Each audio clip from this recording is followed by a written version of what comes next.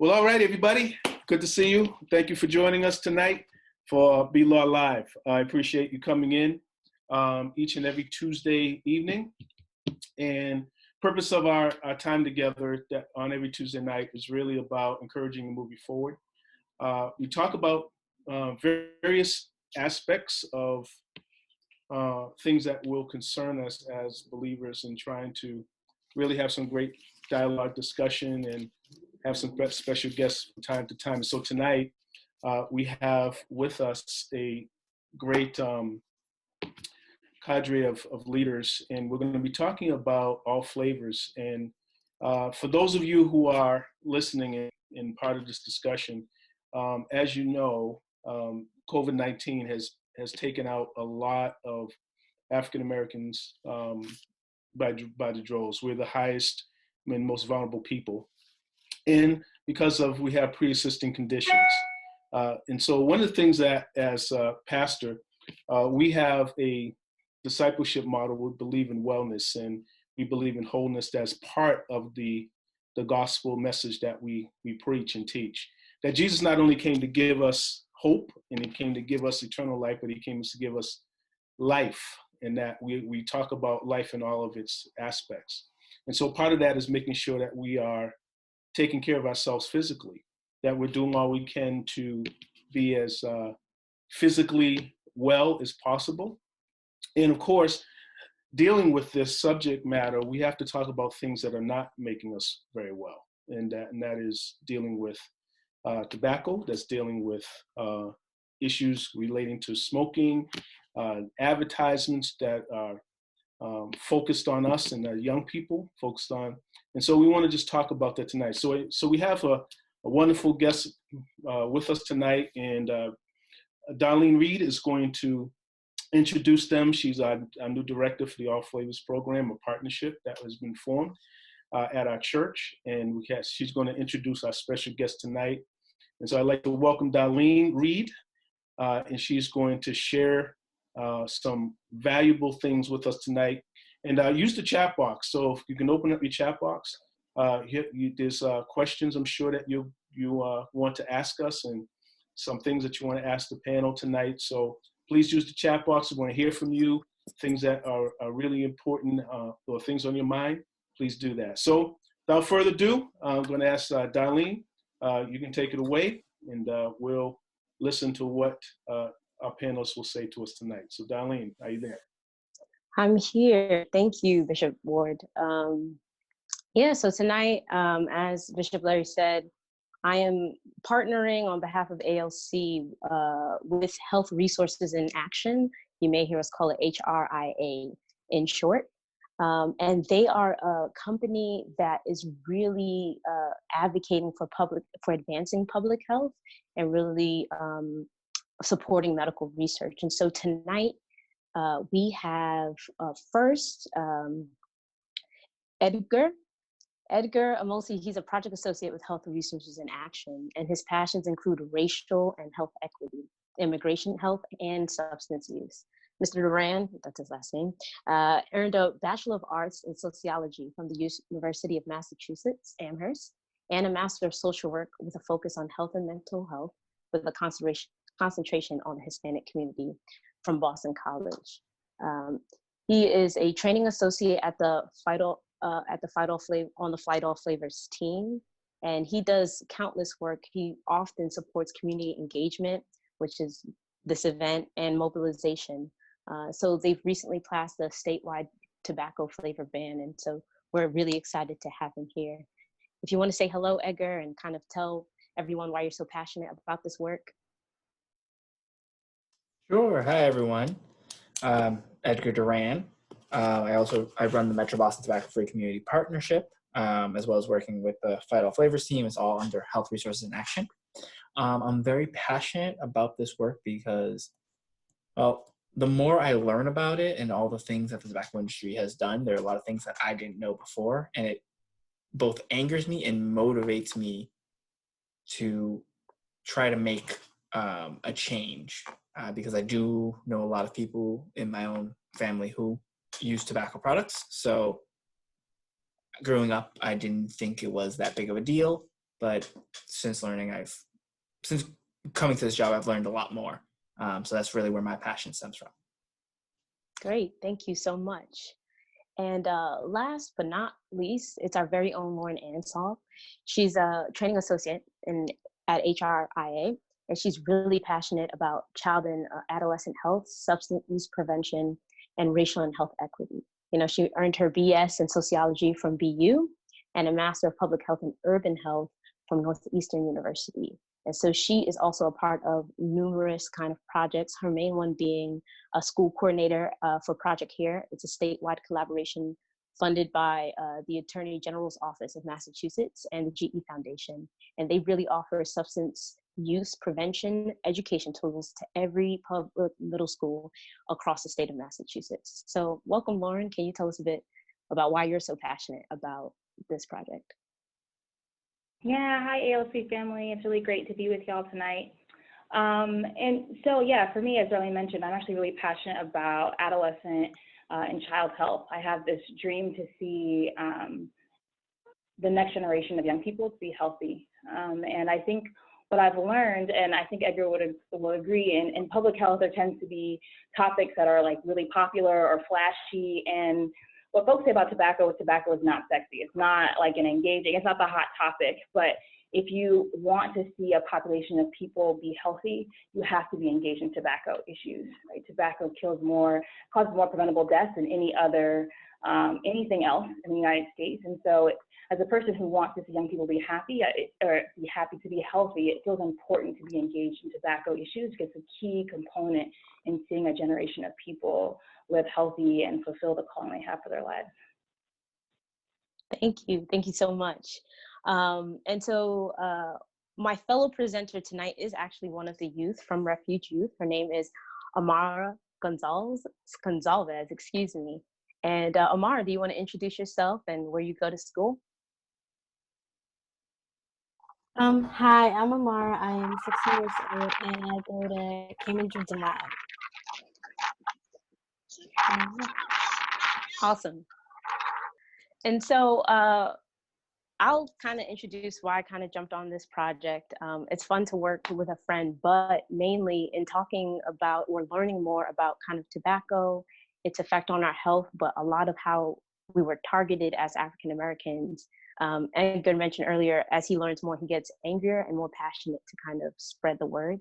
And so that's what really motivated me on this project. I really believe that as people of faith,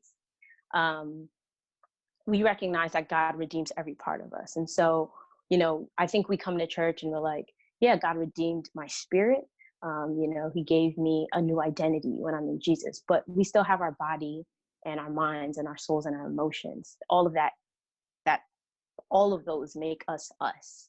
And so I think that we really have the authority to rule every area on earth. That was God's original design. And so to me, partnering with Health Resources in Action was a very practical way to walk out our faith, not only to kind of bring a sense of justice to a people group who have been unnecessarily kind of targeted and marketed to in kind of a bit of a malicious way, and a way to help people who want to quit smoking or don't understand the effects of smoking kind of walk out that journey towards wholeness by providing resources. So that's why I'm excited to talk to you guys tonight. The main thing we're really going to talk about is how June 1st, that is 2-3 weeks away, a law is going into place that bans tobacco products being, or flavored, menthol flavored, wintergreen, and mint flavored tobacco products being sold across the state of Massachusetts. And they will be sold maybe in about select shops, smoke shops, but they can only be smoked on site. And so the hope is really to get these out of the retail stores, get these out of the hands of our young people, so that they never start this addictive kind of product, and that way they don't become a customer. So yeah, that's what we're going to talk about tonight.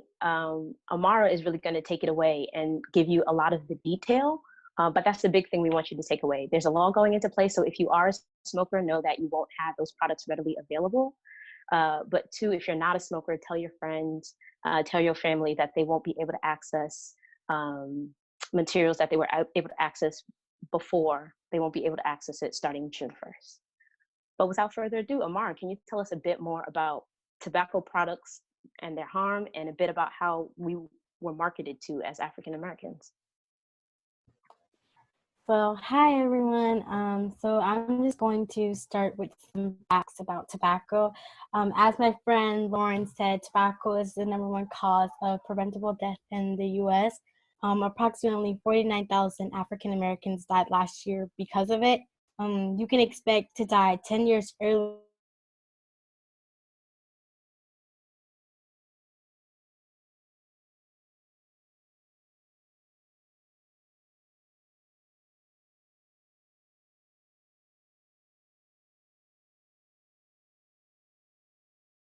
Is marketing and availability of flavors. Cigarettes have a harsh taste, and companies use different flavors to mask it. From fruity flavors to mint to a flavor called menthol. Menthol is a flavor that comes from mint oils and makes smoking easier. And it helps going down the throat smoother with less irritation. This is important because the flavor leads people to inhale deeply and taking more nicotine and leading to more addiction. Menthol makes smoking easier, taste better, and easier to get addicted to. You can see that 90% of Black smokers compared to 29% of white smokers use menthol. This is because the flavor was specifically targeted to Black people. Why would people pick up these products in the first place? Last year, Big Tobacco spent $9.5 billion to advertise their products, hopefully linking tobacco products to being cool. They have targeted everyone, but especially Black people, for the past 50 years. They sponsor Black organizations and events. What seemed crazy today is that decades ago, they used to give out free samples. The goal is to get you to start using tobacco products and let the addictive qualities make you a customer for life. If you don't believe me, here's a quote from one of the tobacco executives. "We don't smoke that. We reserve the right to smoke to the young, Black, poor, and stupid." How does that phrase make you feel? To me, that phrase made me feel like I got smacked in the face, because as a young female of color, I already get judged and I already get overlooked a lot.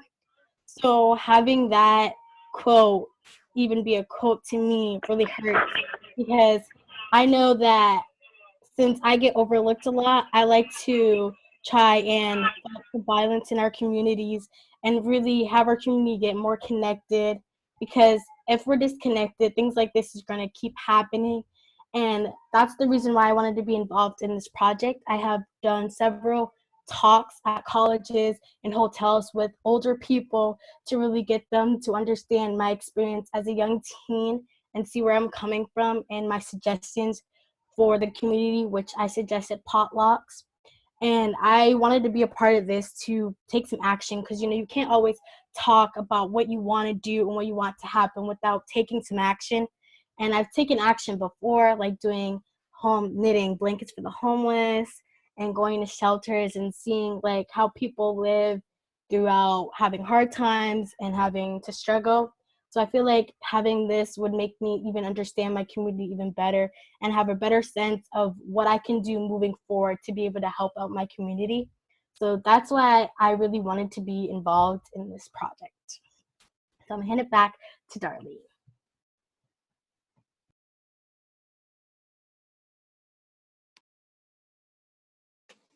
Thank you, Amar. Sorry about that. Yeah, that is amazing, Amar. And I would agree, that quote, "We don't smoke that. We reserve the right to smoke to the young, the Black, the poor, and the stupid." That was a tobacco executive. And so if you guys could just comment or react in the chat to that phrase and kind of how it makes you feel as a demographic.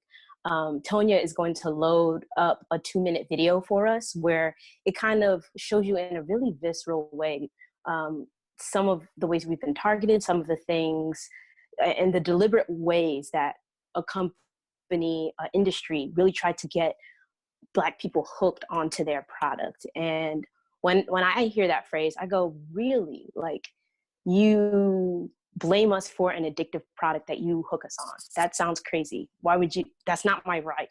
So that phrase really upset me when we heard it in the training. But go ahead, link in the chat, talk in the chat, tell us how you feel about that. And we're gonna watch a 2-minute video. Right after that 2-minute video, don't go away. We'll be coming back and we wanna hear your comments, your thoughts, your questions. And right after that video, we'll be asking some of the staff, Lauren and Edgar, a couple of questions that the video kind of highlights and sparks. 3 years ago, I accepted an internship with Truth Initiative. At the time, I thought I knew everything I needed to know about tobacco, but what I knew was just the beginning. One of the greatest marketing coups that took place in the 20th century is transforming menthol cigarette to a black cigarette. During my time with Truth Initiative, I read dozens of research articles and stacks of internal documents directly from tobacco industry files. The tobacco industry strategically and successfully infiltrated my community. And while it's true that they targeted many groups, the targeting of the Black community has been uniquely damaging.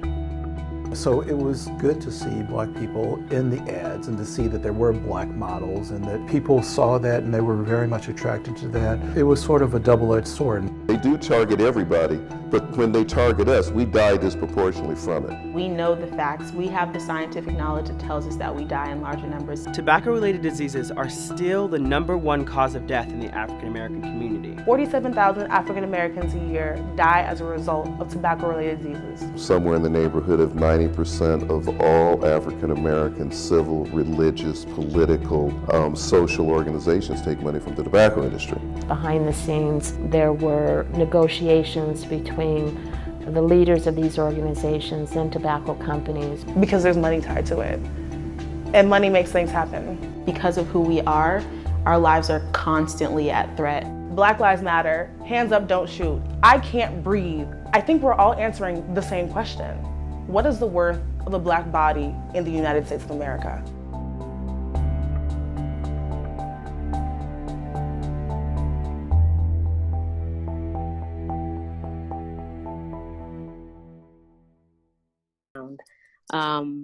But that's okay. Amar hit some of those kind of target points. You might have seen a short clip of people handing out products outside of a van. That was tobacco companies handing out cigars and cigarettes outside of a van window. Some key phrases that I would probably highlight from that video would be, one thing they said is that what's the worth of a Black body in America? I think last year they spent, $9.5 billion just to market to African Americans or on marketing alone.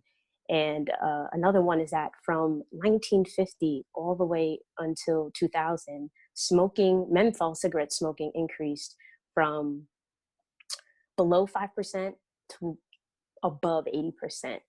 And so if I could ask, Lauren or Edgar,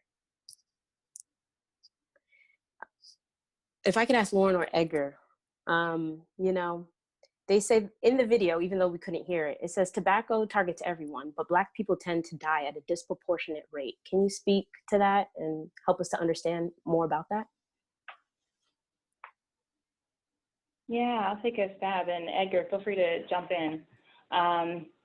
But yeah, so I think what's interesting, and I think it's unfortunate that we missed the video, but that African American people have been on the receiving end of very manipulative and strategic targeting for menthol products.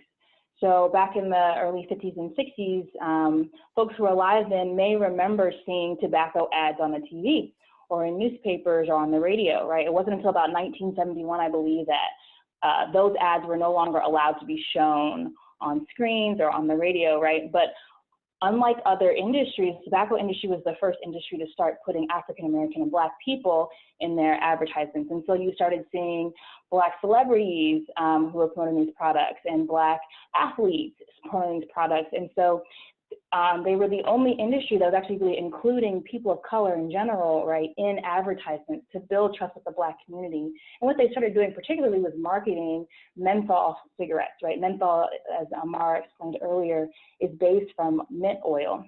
And so when someone smokes a menthol cigarette, it gives a cooling effect, just like if you ate a peppermint or a cough drop, you get that cooling effect in your throat, and it cuts the harshness of the tobacco. And so folks who smoke menthol products tend to inhale more deeply, and so they're ingesting more nicotine than someone who's not using that product.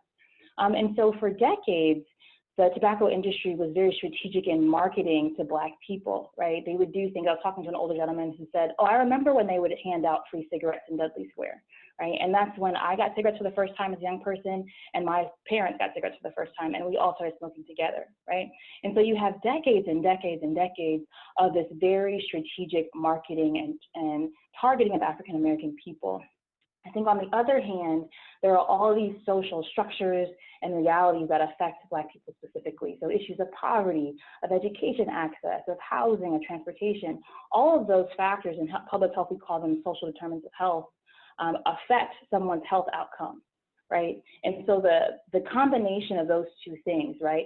Like less likely to have access to good health care, less likely to have access to good housing, right? Less likely to have access to good educational opportunities.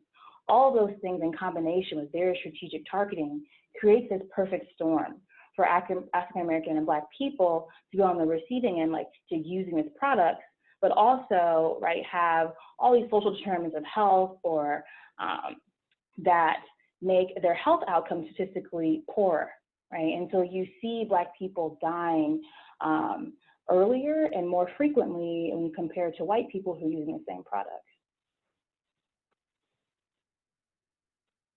And in addition to everything that Lauren said, she said it very elegantly.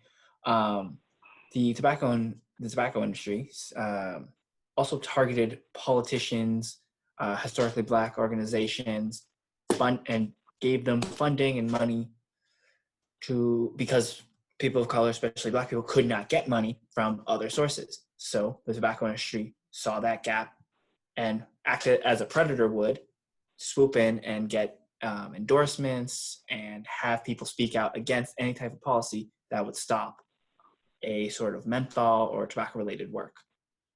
So by doing this, the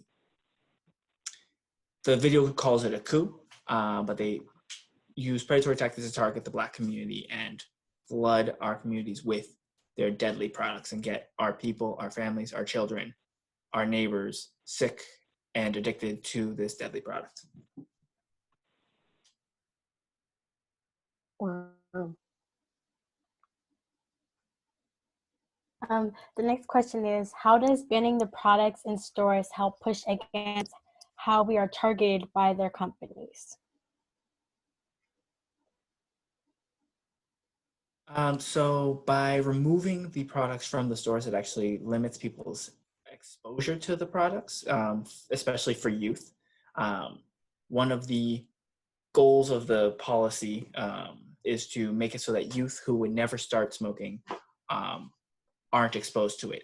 There is some science, some psychology science that says that youth who are exposed to the advertising and the products themselves are more likely to start smoking compared to their peers who aren't seeing those advertising and the products as frequently. So by removing that, we're stopping youth from smoking, which eventually would lead it to no longer being an issue. And as more and more policies go into place, more and more people might make a quit attempt, which is very difficult to do, but making that quit attempt is one of the best things that someone can do for their own health. So by removing them from the stores, there's a lot of different elements to it that help both with health, reducing smoking, and stopping youth from starting. I think to add on to that, right, it's not even just a combustible cigarette, kind of the traditional cigarette that people might be seeing, but this also includes e-cigarettes, right, and vaping. Those products are also affected under this ban to stop the sale of all flavored tobacco products, right? And so most youth back in the day when we could be in stores and out and about, right, after school, I think about 70% of youth are in a convenience store at least once a week, right? That's typical. You're buying an after-school snack. You're hanging out with your friends, all good, right?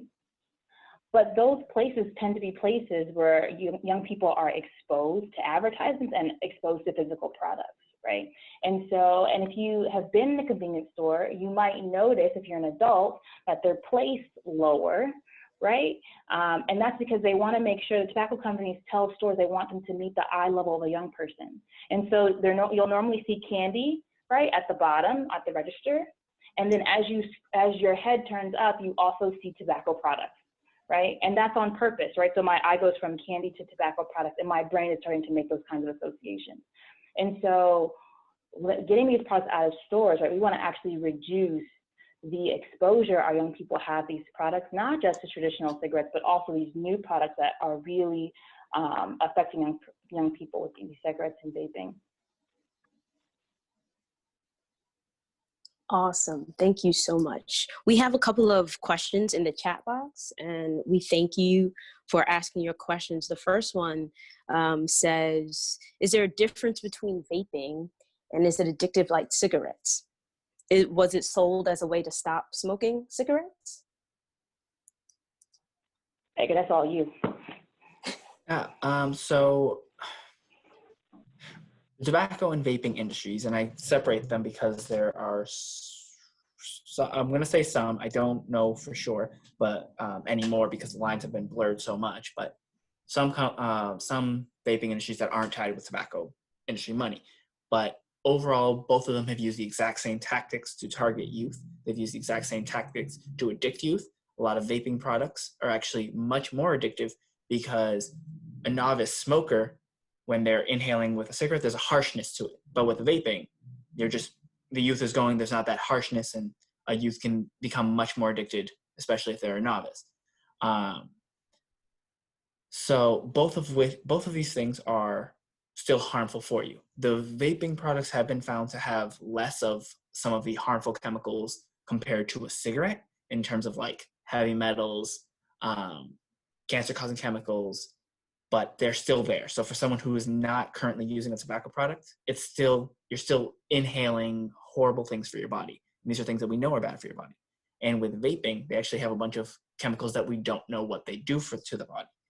There's flavorings, variety of different flavorings, which are safe to eat because our stomachs have acid, but our lungs don't. So when we're inhaling them, it's just kind of staying there. There's no acid to break it down. And they've never been tested on the lungs. There's nobody who was 12 when they started and are now 50, like we do with cigarettes. So there's no data there to really see the exact effects. Now, there was some stuff that happened in the past with the respiratory illnesses a few 5 months back, and that was tied to vaping in general with one specific chemical. It was called vitamin E acetate, which was mostly in the black market THC pods, but was still found in some of the other vaping products. So that was a long way of saying they're both very dangerous. They both have things that are horrible for the body. Vaping just has things that we don't know what they do to the body yet. Yeah, Think that answered the question? Yeah, I think even with that, right, like cigarettes are regulated by the federal government, right? E-cigarette products are not regulated at all, right? And so there are about, I think my last number I saw that there are 15,000 flavors on the market right now for e-cigarettes, and none of those are regulated. And so folks put whatever that they want to put in it and are selling it to people, and so you actually don't know what's in it, right? And so I think to Edgar's point, right, folks really don't know what they're smoking, right? And so like you don't know the long-term or short-term effects on your body. Additionally, Edgar said that e-cigarettes can be more addicting. I think for a few reasons. I think one, like he said, because it's not as harsh, so you can smoke longer and you can take in deeper breaths. But if, for example, a Juul pod, which I have seen young people go through a Juul pod in a day or more than one Juul pod in a day, has the same amount of nicotine as a pack of cigarettes in it.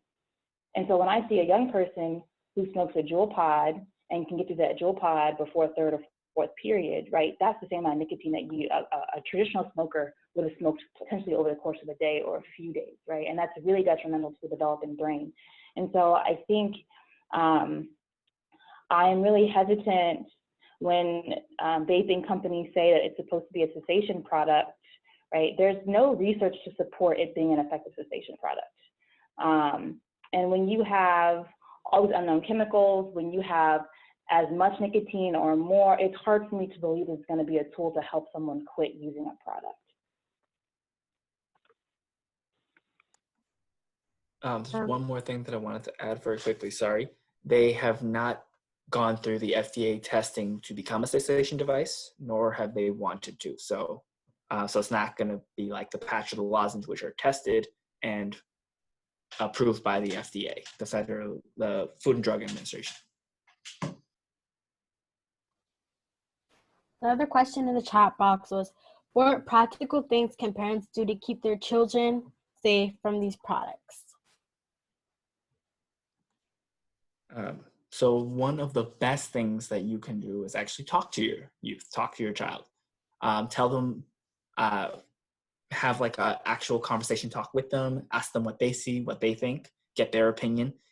This is something that's in the schools, and they have an opinion one way or another. Provide them with facts, dispel myths. A lot of people make the argument that vaping is water vapor, but it's not. It's more like a hairspray or pan spray aerosol. There's the argument that it's safer than cigarettes. That's not the case because of how addictive it is. There's the argument that it is, that everyone is doing this. The number is high. Last I checked in Boston, I think it was under 20%, I think it was, who were vaping in general. Though that number is high, since 1 in 5, it is still not everyone. So dispelling those myths, having that conversation, providing them with the facts, and explaining to them that the tobacco and vaping industries want to hook them to make money. They want a youth to start so they can have a customer for life. They don't care about their life, they just want their money. And youth don't like being tricked. Yeah, for sure. I also realized we didn't define what cessation is. So a cessation product is something that helps you stop smoking. So like the patch or lozenges or other prescribed medications are a way that people stop. There are other ways that people go about their cessation journey that can be like finding other coping mechanisms, or there are non-medical ways that people also try and quit smoking. But thank y'all for that question. But I think in addition, something that we talk about a lot too is really helping the young person understand that they're targeted. So when I go into schools and talk to teachers and young people and they say things like, my favorite flavor is mango or cotton candy or Sour Patch Kids or Captain Crunch, right? Those are flavors that are marketed to young people, right? Adults don't smoke Captain Crunch cigarettes, you know, like, and to help them understand that they are being targeted. And what I would also really encourage, and folks may feel some kind of way about this, and that's fine, is like to punish your child, because a lot of young people really don't know. I think that's what I hear consistently from teachers, is that their young people don't understand that this is an addictive product, right? When young people will say in a second, cigarettes are bad, like that's trash, like I'm not doing that, but they don't make the same connection with e-cigarettes and vaping, like that leads me to believe that you really don't understand this is the same product, right? And so I would really encourage like very open conversation with the young person and helping them access resources if they are using these products. Because the reality is, because the developing brain, right, is developing, when you introduce substances like that, their brain begins to wire around that substance. And so they do develop a very intense addiction, right? I've talked to folks who, their young people or their students have very intense addictions that the young person on their own doesn't, like, needs help in moving towards stopping to use this product. And so I would really encourage very open and compassionate conversation, because young people who use products really need a lot of support in stopping. That is really great information. And I'm hoping both parents or, guardians are paying attention to that.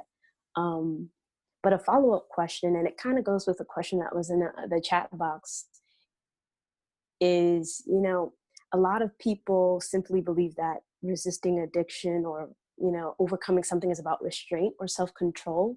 Can you tell us some misconceptions about addiction as it relates to tobacco products, especially because it's going to affect both youth and adults? So one of the big lies that the tobacco industry has really brainwashed people into really believing is that this is all about choice. But the tobacco industry has used manipulation through the advertising. So it's linking it with a variety of different things like, oh, smoking is cool, or oh, smoking will make you thin, or smoking will cure asthma.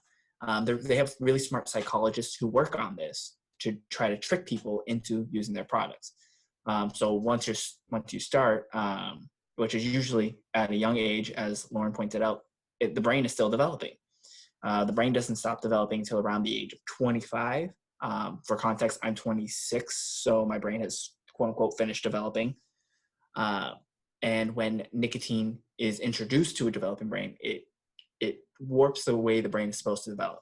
It can cause can cause addiction to tobacco, can prime the brain for addiction to other substances. So really, the fact that the tobacco industry tries to target youth is really what ends up getting people addicted. And then even with quitting, nicotine is one of the hardest things to quit. It is almost as addictive as drugs like cocaine and heroin, according to a variety of different studies. It takes the average person 7 different quit attempts before they are able to successfully quit.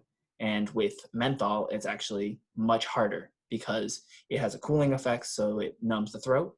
You're able to inhale deeper. You're able to get more nicotine. You're able to start earlier. It's much easier for a new smoker, and it just makes people more addicted because they're getting more nicotine and a variety of other chemicals.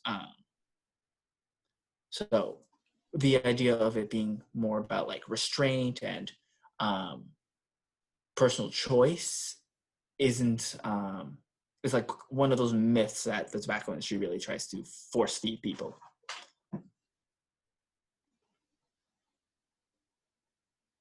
Wow, I'm just shocked by the fact that it'll take 7 different quit attempts before someone is successful in quitting their addiction. I know with COVID-19 kind of present and people using tobacco use or smoking as a coping mechanism, as a stress reliever, what can we do to either quit smoking or guide people to resources to quit smoking, or present other options? And Bishop, you can feel free to jump in on this question as well. So I think that has a complicated answer. So I think on the one hand, right, for young people, when we talk about substance use overall, and so that's not just tobacco, but illicit drug use or any sort of substance use, alcohol, right, we really focus on teaching young people skills, right? And so a lot of times like asking someone the choice to start using a substance isn't like an isolated experience, right? There are social dynamics that are at play. There may be a coping with stress that's at play. And so there may be poor communication skills at play. And so what we really help young people do is develop skill sets. So how do you develop good communication skills when you're navigating those social relationships with someone who may be important to you, or a family member, right, who's telling you about these products, right? How do you manage healthy coping skills? So talking to a lot of teachers, what I hear a lot is their students use substances as a way to cope with stress. And so part of like what we need to do is teach young people healthy ways to cope with stress. I think part of that is also modeling healthy ways to cope with stress. And so if you have a young person in your house and the way you cope with stress is with a substance, right, they are watching that behavior. And so I think helping our young people really develop a skill set is a very practical, a very efficient way to help resist these habits, behaviors. I think additionally, right, the unfortunate thing for African American people, Black people statistically, is that we are less likely to be questioned or our doctor to ask us about our smoking or tobacco use, and we are less likely to access prescription medications like nicotine, like the patch or lozenges that would help us stop smoking or stop using these products, right? And so part of it, right, is that I think there needs to be opportunities where we begin to advocate for ourselves in healthcare settings. I think one of the benefits of this new law passing is that now all FDA-approved medications are covered without copay. If you want to stop smoking. And so if you want to get the lodge or the lodgings or the patch, right, that is now covered without copay, right? But the reality is your doctor may not know that. Like, I think that may be the hard truth. Your physician may not know that. And so there's a part where I think we also have to learn how to advocate for ourselves and advocate to our providers and saying, these are resources that I have the right to and that I really want to access. Yeah, I think when it comes to this whole initiative of just looking at how can we really help young people, I think it has to be a kind of it can seem very complex as well. I think the messages have to come from a lot of different places, of course, starting from our homes. I think home is a really important place for us to really help our young people. And as an adult, it is so important to me because as raising two sons, and also my father really talked to us about the importance of good health in a holistic way, and also modeling that smoking certainly is bad for your health. And as we as adults really try to send positive messages and encourage our people to live healthy lives and holistically, not only the dangers of smoking, but also things that really cause them to really want to do something to relieve their stress, because maybe they don't have good eating habits, maybe they're not sleeping well, maybe they're having really difficult time in school. Perhaps it's even peer pressure. Do we talk about peer pressure? Do we talk about these vices that may push them towards a product to use smoking in a way to just kind of either relieve their pressure, their stress, but there may be some other rooted things that we as adults can talk to them about, that model them on how we are actually overcoming some of these things to help mitigate some of these issues of nicotine, tobacco, and usage. Yeah, thank you for that. I will say that ALC has a section on our website called ALC Cares, and a lot of the information that you saw here tonight, the video that was unable to kind of play the sound, the full videos on our website, so you can go there and watch it, but also quitting resources to help you quit, whether you're adult or youth, are available on our website as well. And so I think I heard some really key things about making sure that we're dealing with kind of the root at what some of our youth are stressed about, talking about peer pressure, and kind of not just saying to quit smoking, but kind of get to the root of kind of why they're smoking in the first place. So I think that is really, really good. I see some of my youth here on tonight, so please, again, keep adding your questions to the chat box, and maybe hear some youth stories about friends who have, who are vaping or smoking, and kind of questions you may have. So Mara, you can ask our next question. Our next question is, how is tobacco use a public health and social justice issue?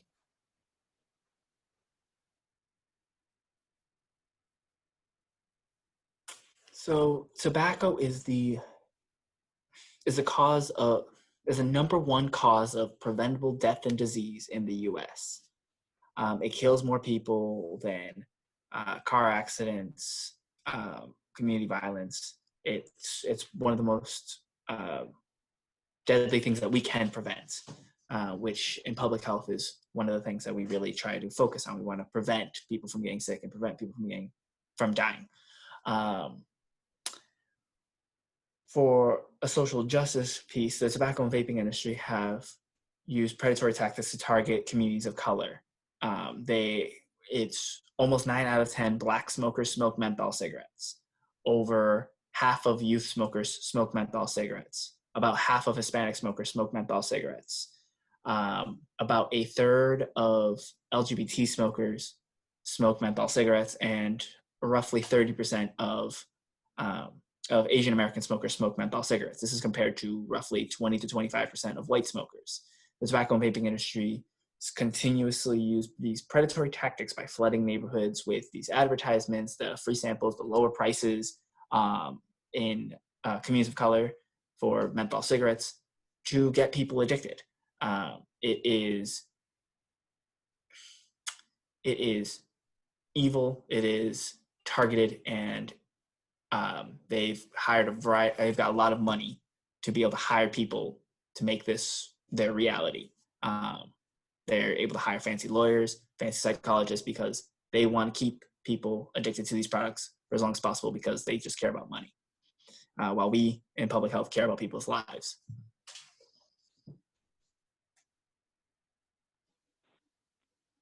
Yeah, I mean, I think the reality is, right, I think when we think about social justice issue, we think about like the betterment, the well-being, the prosperity of all people, right? When you're doing things that directly opposes that, like now we're talking about a social justice issue. When it's not, when it's manipulative, when it's targeted, like Edgar said, when it's conniving, right? This idea that you're investing in our community, right? You're giving to our colleges, you're supporting our organizations, you're supporting our faith communities, right? You're investing in us when other folks are investing in us, right?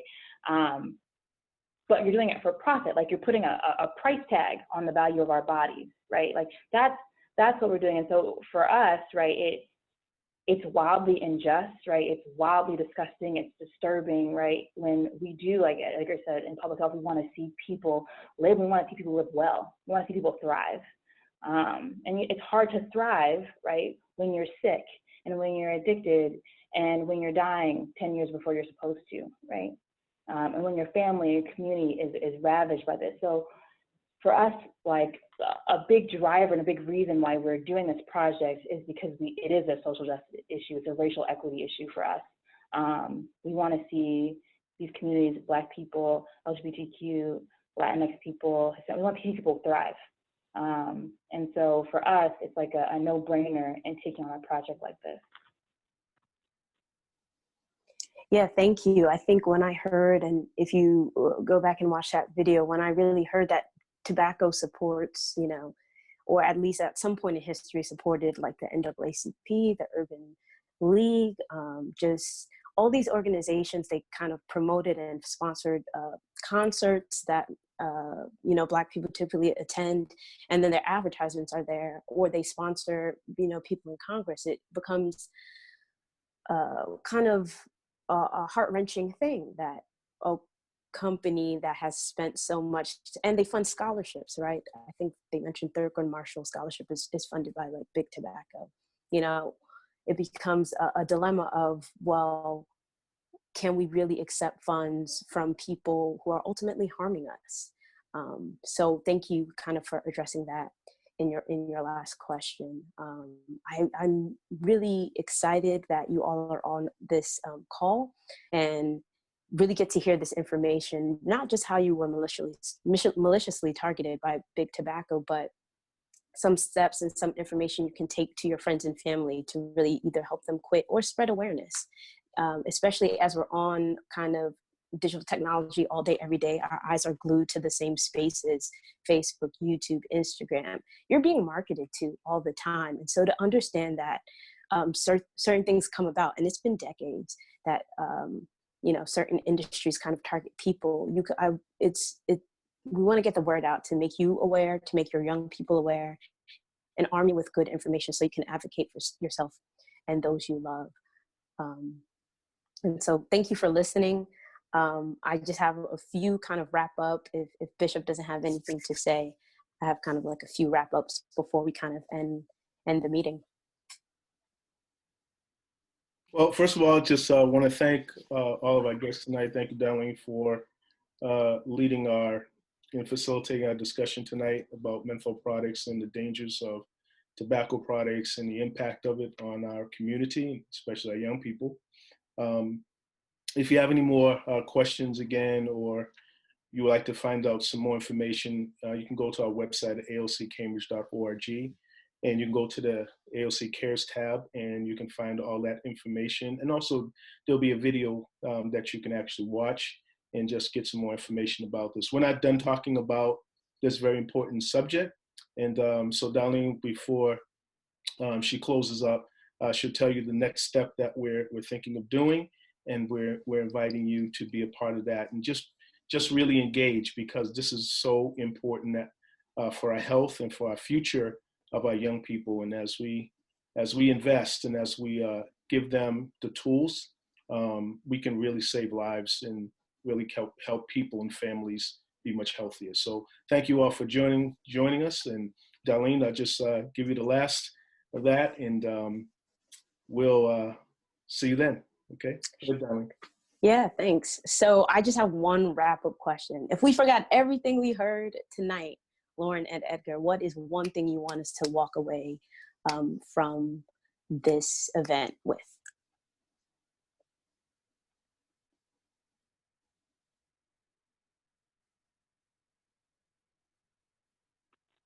Okay, I'll go first.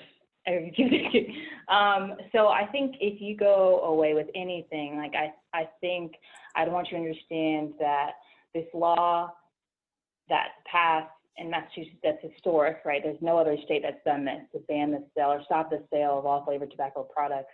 This law was done in response to the years of targeting and racial inequity, right? This is for our good. And that this law is to help protect the next generation of our young people. We want to see them live prosperous and to thrive. And so our hope is that this law helps do that.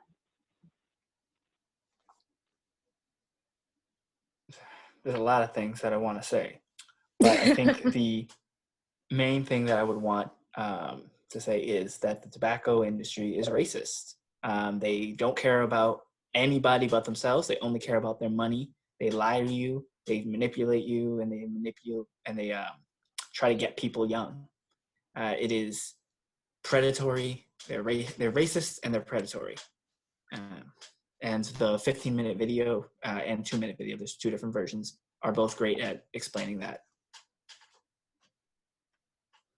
Great, yes, thank you so much. So just some things that are coming up. As we stated, kind of the law goes in action June 1st. Again, there is a smoking ban. What you need to know is that if you do smoke, you won't be stopped on the streets because you're smoking. Now, if someone asks you why you have that product in your hand, the people that will be penalized are the stores that are selling it, not the person who smoked it. So that's a really important thing to know. If you're looking to quit, we have those resources online, alccambridge.org. And I just want you guys to know your rights as you kind of walk out, whether smokers or non-smokers. So coming up on Sunday, I know you guys saw, if you saw the service last Sunday, that we'll be having a coffee hour. Ooh, finally an opportunity to kind of connect and kind of see how everybody's doing. And so there we kind of continue the conversation. We'll be talking a bit more. It's No Menthol Sunday, something the faith community is observing nationwide, where we really highlight this issue of big tobacco targeting our communities and spreading the word about how we can kind of fight against it and be made more aware. But we'll have icebreakers. We'll have a video by our own Valentino, who is helping me out on this project, as long as some more young people, Kia. We'll do some icebreakers so that we can really kind of laugh and chuckle and just share with each other and talk with each other. But the main point of Sunday is to help see how you're doing and see how you're coping. And if you're a smoker, give you information to help with that. But if you're not a smoker, kind of get the flow of ideas going as to new ways that you are coping, either being home with your family or if you're home alone, maybe it's a space to connect. And so we're really hoping that you come out 12 p.m. virtual coffee hour on Sunday, May 17th. So again, thank you so much for your attention and for your time. We greatly appreciate it. Well, thank you again, everybody. And Bishop Larry Ward saying good night. And thank you for being a part of this great discussion. Let's keep it going. And don't forget to tune in on next week at 8:30 for BLAW Live. We're going to have another special guest on, and we'll let you know who that may be. And so please tune in, and see you Sunday. And please attend our coffee hour. It's going to be a great time. Thank you all panelists. Thank you, Darlene. Have a great night, everybody. Take care. Bye.